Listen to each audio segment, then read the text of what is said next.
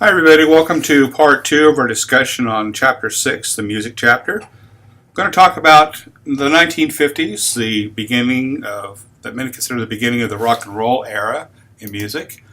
And what you actually are seeing there is a television, a very early television, one of the first. Back then television screens looked like that, or they were tiny 6 or 7 inch in diameter circles, or sometimes they had a full rectangle like they look like today. But I mentioned television in connection with music because just like radio, television was one of those forms of technology that brought music to the masses. In radio, as we mentioned before, you could turn on a radio and listen to music from all over the world or in your locale as opposed to just listening to it on your phonograph or record player.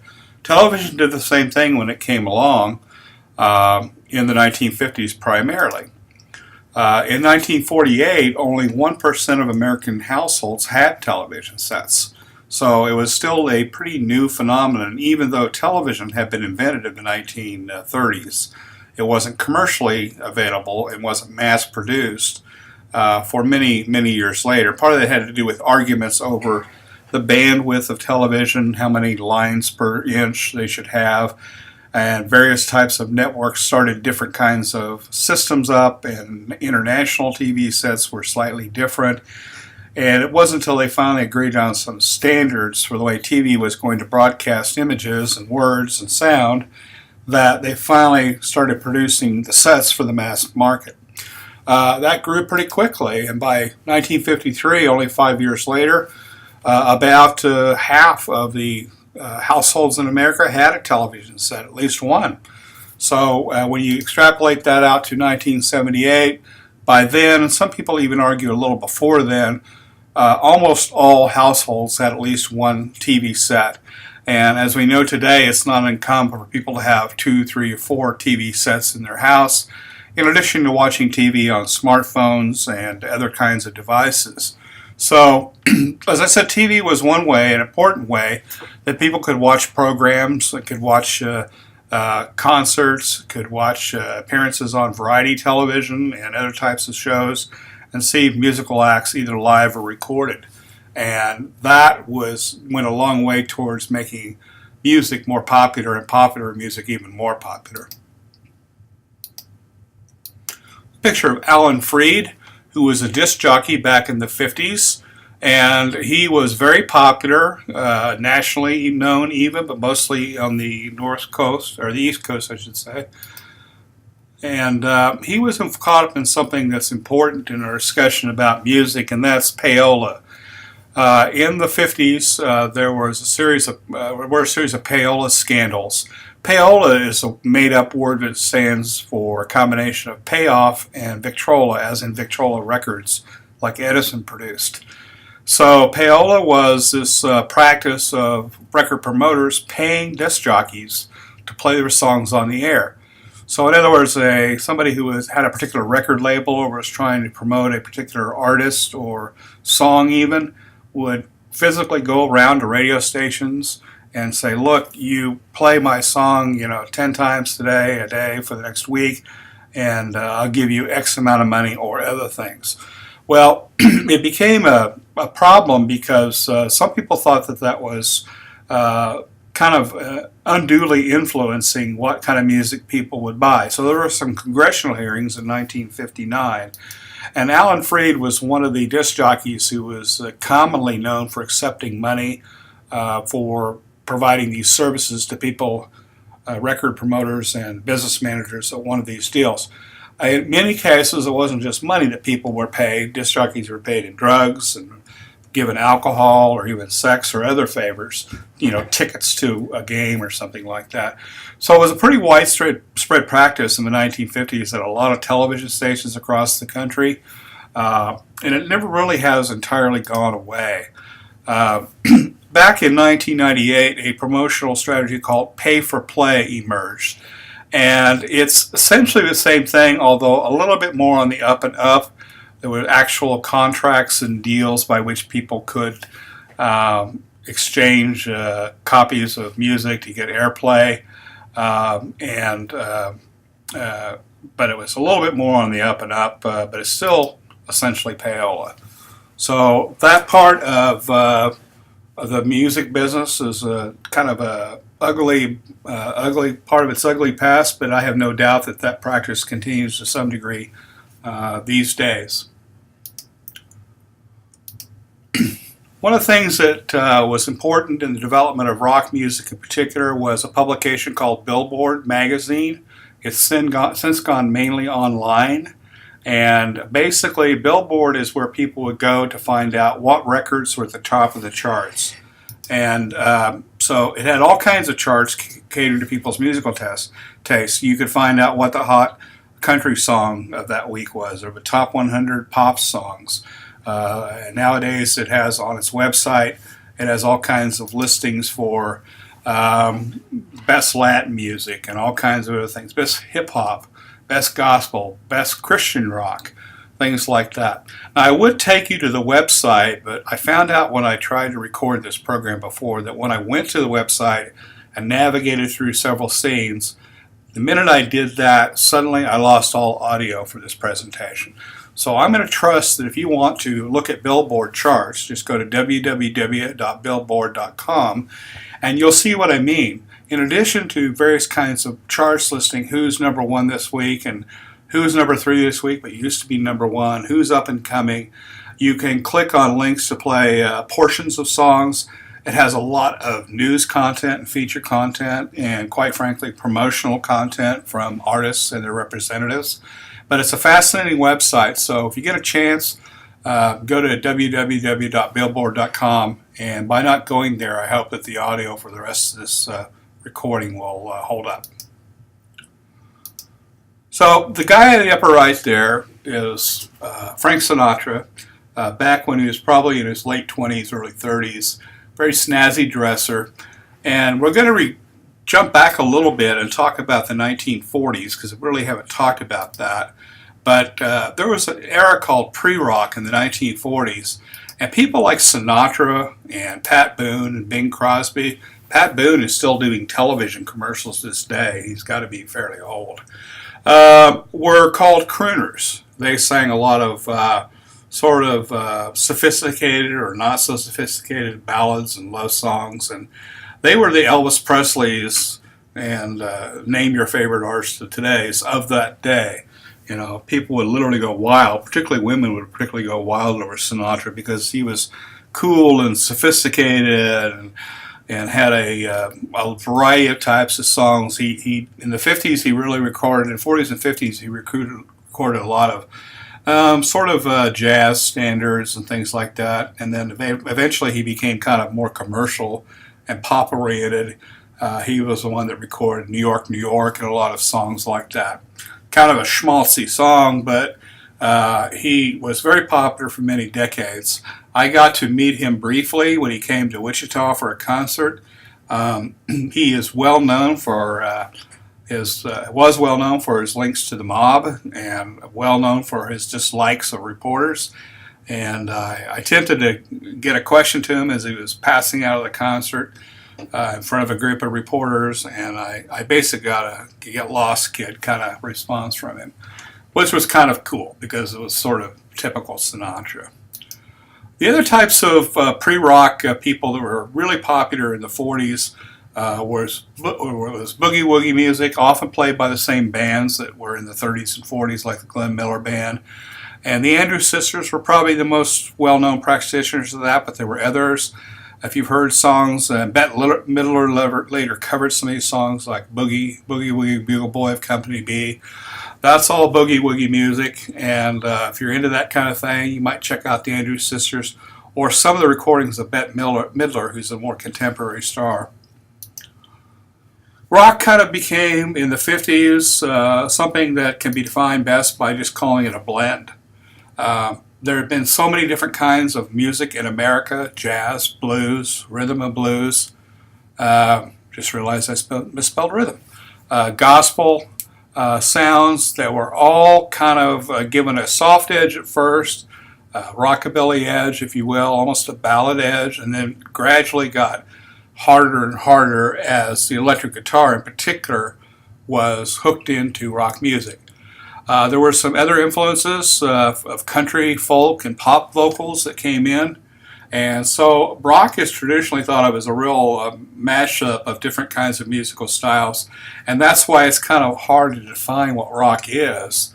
It comes down to what people, their personal taste, what they like in rock music, what they don't like in rock music. Got 6 pictures here from well-known black artists, early black artists in rock and roll, and you probably will recognize a few of these maybe. First of all is Robert Johnson. He's a gentleman in the upper left corner of the picture. And Robert Johnson was popular in the 20s, actually. In the 30s, he didn't record very much music, and mostly it was blues.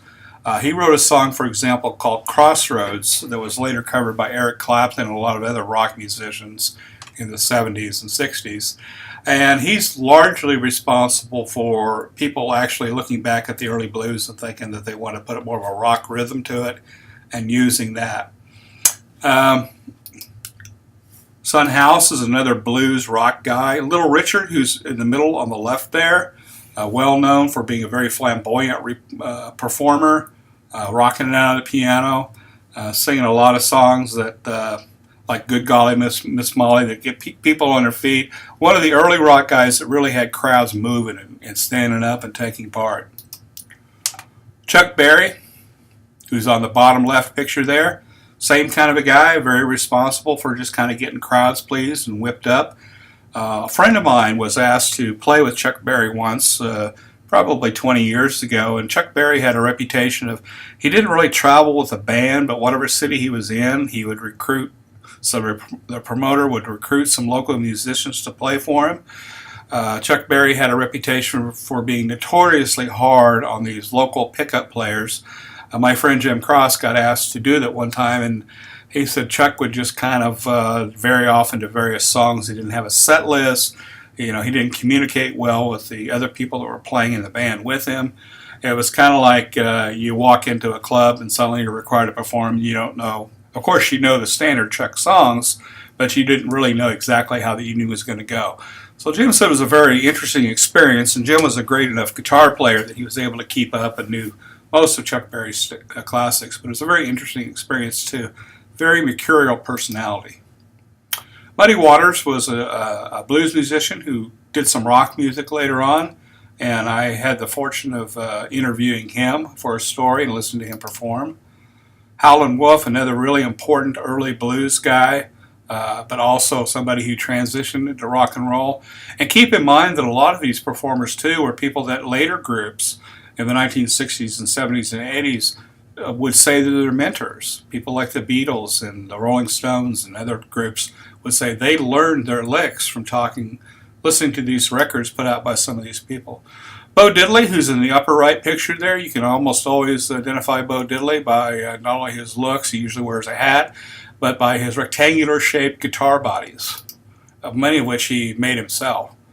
Fats Domino, I Found My Thrill on Blueberry Hill. B.B. King, somebody else I interviewed and listened to at a concert. Buddy Guy, one of my favorite musicians of all time, started off as a blues singer and player, but kind of gradually went to a full performance live rock musician. I've seen him play a couple of times in Wichita. He has a lot of cool songs, and he's really old now. He's in his 70s or 80s. But he still has like a 200-foot guitar cord, and he walks through the crowds playing and singing to people.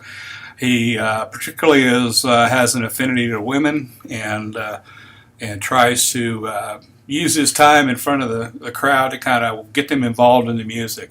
If you have a chance to listen to one Buddy Guy song, listen to Stormy Monday Blues. Ray Charles, he's the gentleman in the middle picture on the right there. I think a lot of people know him. Georgia on My Mind. A lot of classic blues, soul, rock out type numbers. Jimi Hendrix, who's on the bottom right there. And Jimi Hendrix is one of the more later incarnations. He didn't come out in the 50s playing. He came out in the 60s and very early 1970s. But he was like a lot of people. He was influenced by a lot of these early rock and roll type things, and particularly when it comes to picking up blues licks and things like that. Practically anything he recorded is very, very listenable. And the other way you can identify Jimmy, despite the fact, in addition to the fact that he was always dressed pretty flamboyantly and had stacked hair and had a look about him, was he played guitar left-handed, and he didn't play a left-handed guitar. He would take a guitar, as is shown in that picture, and simply flip it upside down and restring it the other way and play it, which, if you know anybody that plays guitar, is pretty hard to do. So there were some early white influential artists too in the 50s. Elvis Presley being the one that most people come to mind. Elvis Presley, who started off as a church singer, sang gospel, blues, church music, very even Christian music, and later on in life went back and recorded a lot of that after his rock days where he got himself established. Elvis Presley was called Elvis the Pelvis because in the early days of TV they had to not show him below the waist because he had this twisting, gyrating hip thing that he did, strutting around the stage that most people in television at the time thought was extremely dangerous, as in we're going to ruin the morals of our youth if they watch him sexually strutting around the stage. And of course, it's no better or worse than what we've seen a lot of performers do since then. In terms of stage performances. But back then it was controversial. He did write a lot of his own music. He also produced and wrote and played a lot of music from other people. A very solid all-around performer. Died tragically in, I believe, 1977. Carl Perkins, who wrote Blue Suede Shoes, another influential early white rock and roll artist. Eddie Cochran, who wrote a lot of good songs. Probably the best is called Summertime Blues. Buddy Holly, who's in the middle picture on the left there, wrote a lot of well-known popular songs that were early rock based on his very young career. He died in a plane crash at a very young age, in his 20s. But he wrote Peggy Sue and tons of other really influential early rock songs. Jerry Lee Lewis, who's in the picture on the bottom left, a very controversial performer. He performed with piano a lot of time. He was kind of a wild and crazy guy. He would get drunk a lot. He would act up. He would go missing from performances. He also married his cousin, who at the time was 13, and he was, I believe, well into his 20s, maybe early 30s. So he was controversial in that respect. And one of the things you'll see as a theme, if you think about rock, no matter who these performers are, they had kind of an edge to them. They wanted to do something different. They wanted to break out of the mainstream, and that's characteristic of both the early and the later rock stars that we've had. Bill Haley of the Comets, finally, he wrote Rock Around the Clock and a lot of other popular songs of the day, and has a body of music that's well worth looking at. The Jack Black School of Rock photo there is just eye candy. It's just there to highlight a section that is not in the book, but actually I pulled threads from various places in the book and then added some my own commentary to talk about what I call tensions in rock music. There's always been this spoken and sometimes unspoken tension between actually who invented rock. A lot of black artists say that it's derived mostly from black blues and gospel performers, and white artists say no, we're equally a part of that. And believe it or not, that's still an ongoing debate. People argue about that. I think it's kind of a mix. I think there had to be this fusion between black music and white music and other forms of music to create what eventually became rock. And remember, rock music is very idiosyncratic, meaning that a lot of things, a wide range of music that qualifies in people's minds as rock music. Even almost a ballad, a gentle ballad sometimes, would be something that some people would call rock. It's soft rock, but it's still rock, as opposed to Full Metal Blast or something like that. High and low culture. This is an area where critics get into it. People that get paid a lot of money to talk about things that the rest of us may or may not care about.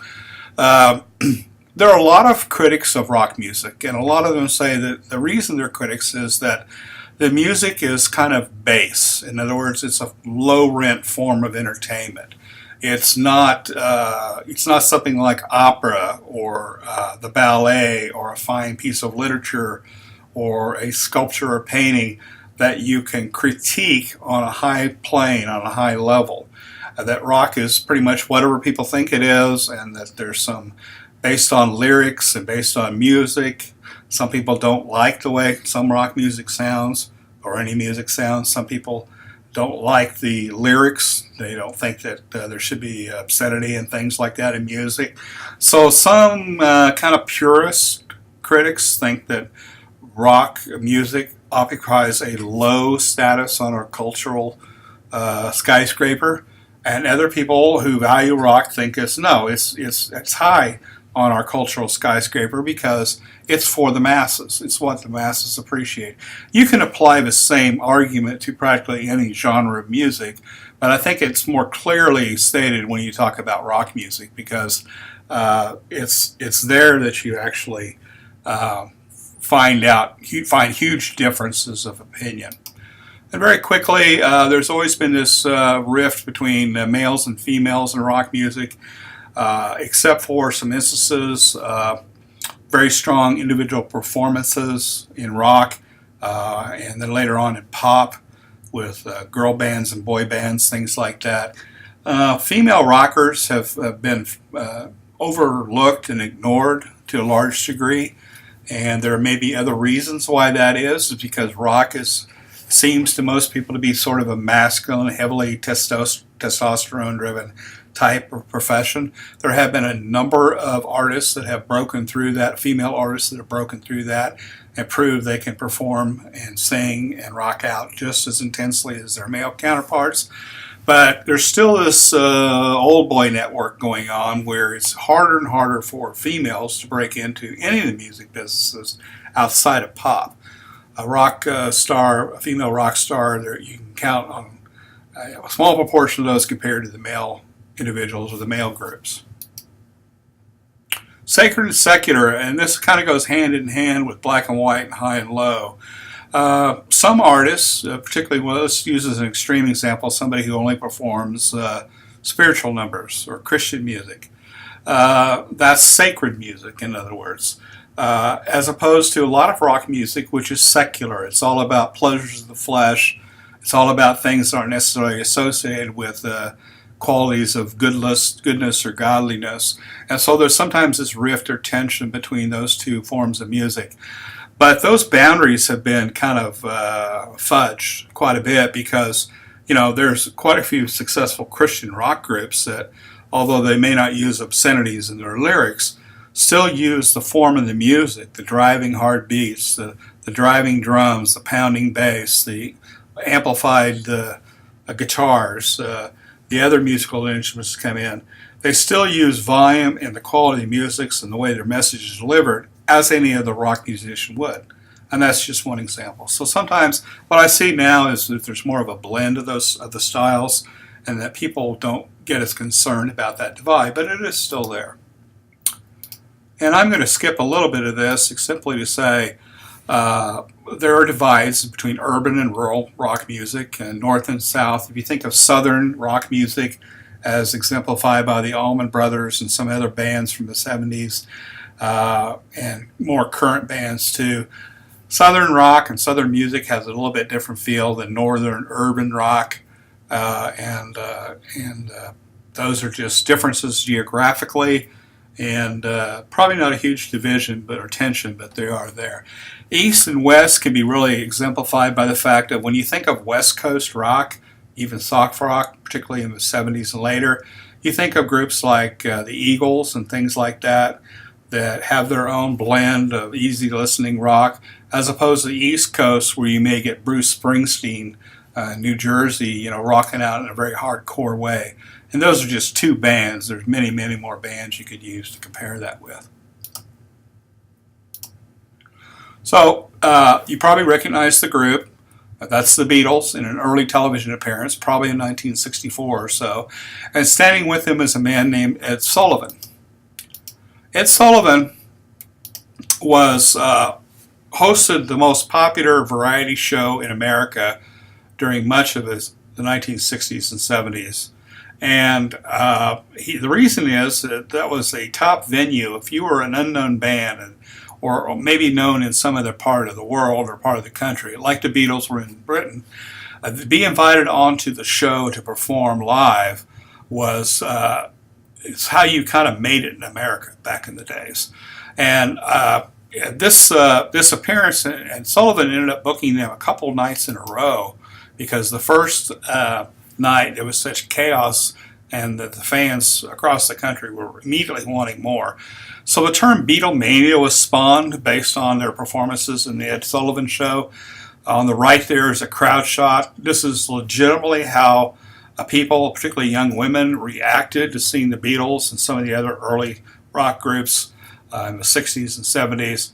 They literally went crazy. People passed out. They were screaming. In fact, the Beatles claimed they never really heard themselves play their instruments or sing because the music, or the noise from the audience was so deafening.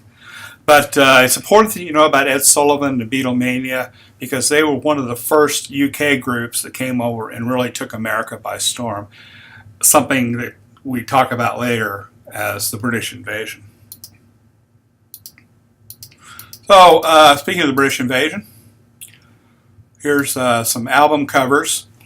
An album cover for the Beatles, the Rolling Stones, a very early album cover.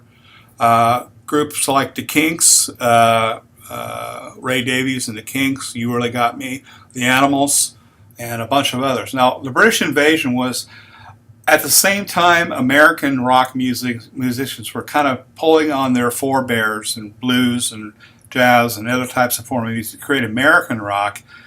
People in Britain, musicians in Britain, were either buying American records or listening to them on the local radio station. And then they realized in order to make it economically, to get out of Liverpool or whatever backwater they were in, they would have to physically go to America to become popular and famous and make their careers. So the Beatles and the Rolling Stones were a couple of the big practitioners over there. The Kinks is one of the big groups that came over in the so-called British invasion. The Zombies, the Animals, Herman's Hermits was another group. And those are some of the key ones that came over during a very short period of time in the 1960s, over a course of 7 or 8 years, and became popular because they were performing in America. They were becoming well known. As a result, were starting to sell records. And there was some resentment between the British performers and the American performers in certain cases. In some cases, everybody got along. Rolling Stones met the Beatles met the Rolling Stones met the Beach Boys, various other groups met other people. The first song that I ever learned to play on guitar in the latter part of the 67 or 1968 was a song called House of the Rising Sun, which was recorded by the Animals. Chances are good you've heard it on the radio at some point. It starts off, there is a house in New Orleans they call the Rising Sun.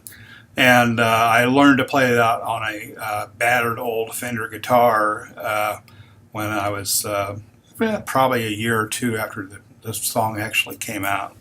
And it's not an easy song to play, by the way. So a few more artists I want to talk about.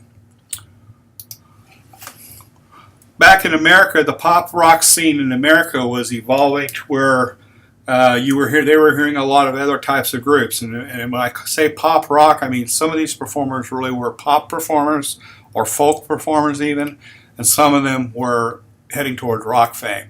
The Beach Boys is a group that a lot of people have heard about. They basically were responsible for what we call surf music.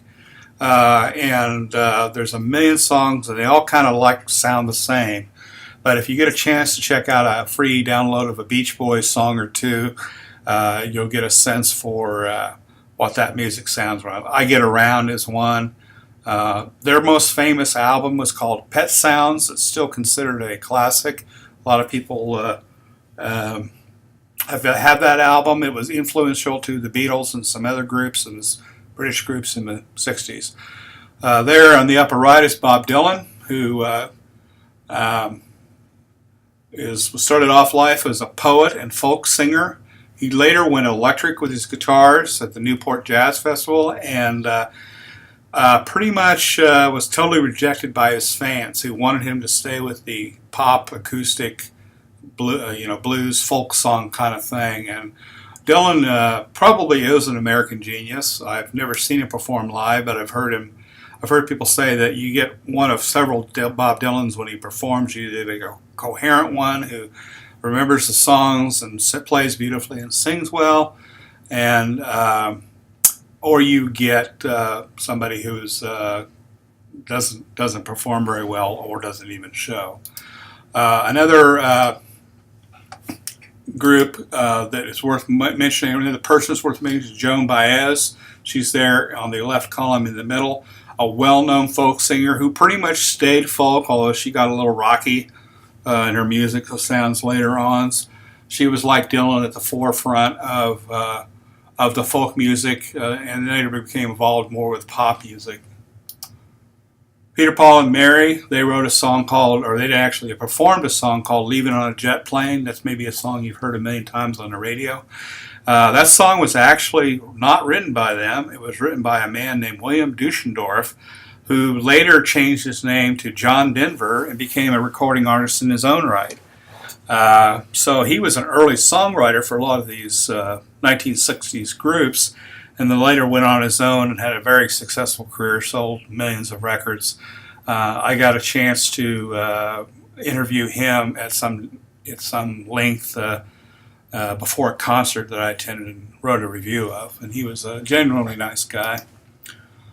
Jefferson Airplane, Grace Slick and the Airplane, very well-known group that kind of went from pop to rock to psychedelic, kind of in a period of a very short amount of time. Janis Joplin, who's in the middle right pictured there. Janis Joplin was an American original. She was born pretty poor in Texas. She had a very chaotic life. She was heavily involved in drugs. She was known to be free with her sexual favors, and I'm just giving you the facts. She lived in Haight-Ashbury in San Francisco. She traveled all over the world, couldn't settle down, but she made really powerful music. And some of the songs from her you might have heard of are Me and Bobby McGee, for example. She didn't have a terribly good backing band. They were called Big Brother and the Holding Company. But she was such a powerful, emotional singer that she really was a rock icon in the 60s, and she unfortunately also died, I believe, of a drug overdose at the very early 1970s. So Janis Joplin, if you watch videos of her now, you'll see some of the most powerful performances you might ever imagine. Jim Morrison, who's in the bottom left there. Jim Morrison was in a group called The Doors. They had a whole string of hits like Come On Baby, Light My Fire, People Are Strange, L.A. Woman. And Jim Morrison also started life as a poet, but he wasn't getting much recognition for his poetry, so he formed a band with a couple of other people and started basically performing musical versions of his poetry. And he also had drug and alcohol problems, and he was arrested on stage once for lewd and lascivious behavior. He dropped his pants or something, and he was the kind of performer that the police would often wait for him to do something like shout an obscenity or expose himself, or be drunk and disorderly on the stage, and they would arrest him on the drop of a hat. But a very, very talented person. Also somebody who died, I believe, in the early 1970s from drug problems.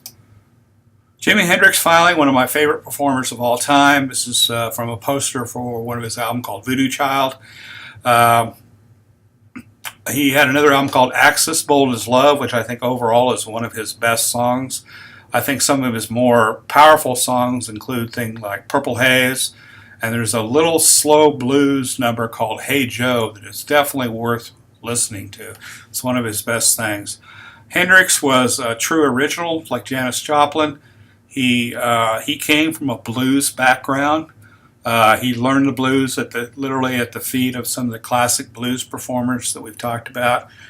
But he also managed to invent his own style. Played a lot of electrical guitar. He was very theatrical on stage from his costuming. Went into psychedelic music too. Did drugs. Died of a drug overdose or something like that. He was also known for throwing his guitars on stage and spraying a lighter fluid on them and lighting them on fire and then dancing over them. So a lot of these rock musicians from the very get-go were very theatrical in their performance. And of course that became much more common as years have gone by. And finally, you got to mention the Grateful Dead. The Grateful Dead is still performing, and they've been around for maybe 30 or 40 years.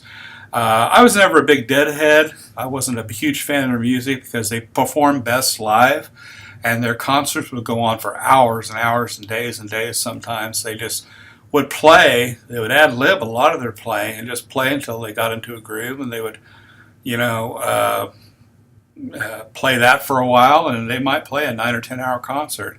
And they were primarily based in California. They didn't really tour in the Midwest, so I didn't get a chance to see them. But to this day, there are people around that call themselves Deadheads and wear tie-dye and will follow what remains of the group around to various concerts. And they did leave some okay recordings behind too. I want to make sure we talk about Motown, because soul music, which we define generally as a combination of rhythm and blues, pop, gospel, and other kinds of blues, Motown was a very unique concoction, and it was really created by one gentleman named Berry Gordy Jr.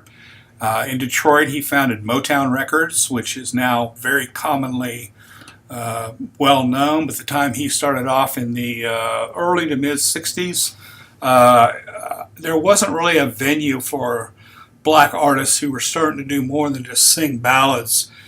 They were actually trying to get rock and do some of those same kind of frantic stage performances that some of the counterparts in the white world were doing. Excuse me. James Brown, often called, as the album cover shows there, the Godfather of Soul. I never saw him in concert, but the performances I've seen on video can't be believed. I mean, he is just the hardest working man in showbiz. He sweats, he dances, he really puts every effort to singing his lyrics and dancing on stage and things like that. He was a true performance artist who crossed over between blues and pop and kind of entered into the genre era, the rock genre era too. Aretha Franklin, probably her best known song is Respect. She's had dozens of albums, appeared in many movies. That's an earlier album from one of her record labels. That's Atlantic Records, which I don't believe exists anymore. Otis Redding is not pictured. Well, he is pictured there. I take it back. His most famous song was The Dock of the Bay. Sitting on the dock of the bay, watching the time go by, pass away. And Wilson Pickett was somebody else well known. And Marvin Gaye. I think his best song is Let's Get It On. And as part of the whole first early girl group craze, this is prior to Spice Girls and all that, Berry Gordy himself created some groups or assembled some groups such as the Marvelettes, Martha and Vandellas, and the most famous, Diana Ross and the Supremes, who were fantastic performers, and later on Diana Ross had her own career, and some of the people in the group had their own careers. Little known fact, well, it's not so little known, but maybe it's new to you, Diana Ross became very close to Michael Jackson. That was one of his closest friends and supporters in the last 10 years or so of his life, as did Elizabeth Taylor, the actress. So very unusual Hollywood connections there.